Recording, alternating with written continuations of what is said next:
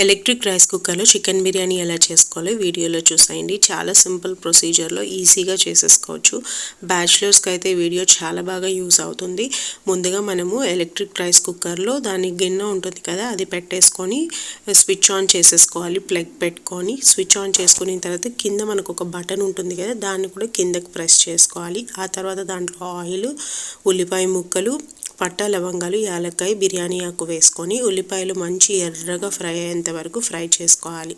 ఆ తర్వాత దాంట్లో కొత్తిమీర, పుదీనా, పచ్చిమిరపకాయ ముక్కల్ని యాడ్ చేసుకోవాలి. ఉల్లిపాయలు ఎంత బాగా ఫ్రై అయితే మనకు బిర్యానీ టేస్ట్ అనేది అంత బాగుంటుంది. వీటిని కూడా వేసుకున్న తర్వాత కాసేపు ఫ్రై చేసుకొని 3 టేబుల్ స్పూన్ల అల్లం వెల్లుల్లి పేస్ట్ని యాడ్ చేసుకోవాలి. 1/2 కేజీ చికెన్ తీసుకున్నాము, అలాగే 4 కప్స్ రైస్ తీసుకున్నాము. దానికి 3 టేబుల్ స్పూన్ల అల్లం వెల్లుల్లి పేస్ట్ అయితే పర్ఫెక్ట్గా ఉంటుంది. దీంట్లో పచ్చివాసన అంతా పోయే వరకు ఫ్రై చేసుకోవాలి. అలాగే దీంట్లో కారాన్ని కూడా యాడ్ చేసుకోవాలి. నేను 2 టీ స్పూన్ల దాకా కారాన్ని యాడ్ చేశాను. మీరు మీ స్పైసీనెస్కి తగినంత కారాన్ని యాడ్ చేయండి. ఈ స్టేజ్లో కారం యాడ్ చేయడం వల్ల మనకు బిర్యానీ మంచి కలర్ వస్తుంది.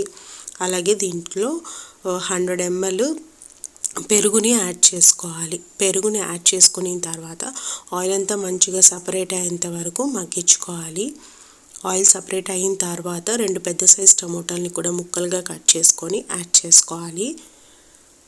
మనకి ఇప్పుడు టమోటాలు అంతా బాగా మెత్తగా మగ్గిపోయేంత వరకు మగ్గించుకోవాలి. సాల్ట్ కూడా ఈ స్టేజ్లోనే యాడ్ చేసేసుకుందాము. టేస్ట్కి తగినంత సాల్ట్ని యాడ్ చేసుకోవాలి. చూసారు కదా, టమోటాలు అంతా బాగా సాఫ్ట్గా మగ్గిపోయాయి, ఆయిల్ కూడా సపరేట్ అయిపోయింది. ఇప్పుడు దీంట్లో వాటర్ యాడ్ చేసుకుంటున్నాను. నేను 4 కప్స్ రైస్ తీసుకున్నాను కాబట్టి 8 కప్స్ వాటర్ని యాడ్ చేస్తున్నాను. నార్మల్ రైస్ తీసుకున్నాను కాబట్టి 1 కప్కి 2 కప్స్ లెక్కన యాడ్ చేసుకోవాలి. ఆ వాటర్ బాగా బాయిల్ అయ్యేంత వరకు మూత పెట్టుకొని బాయిల్ చేసుకున్న తర్వాత 1/2 కేజీ క్లీన్ చేసి పెట్టుకున్న చికెన్ని ఇందులోకి యాడ్ చేసేసుకోవాలి డైరెక్ట్గా. మళ్ళీ మూత పెట్టేసి ఇంకొక 10 నిమిషాలు బాగా ఉడికించుకోవాలి.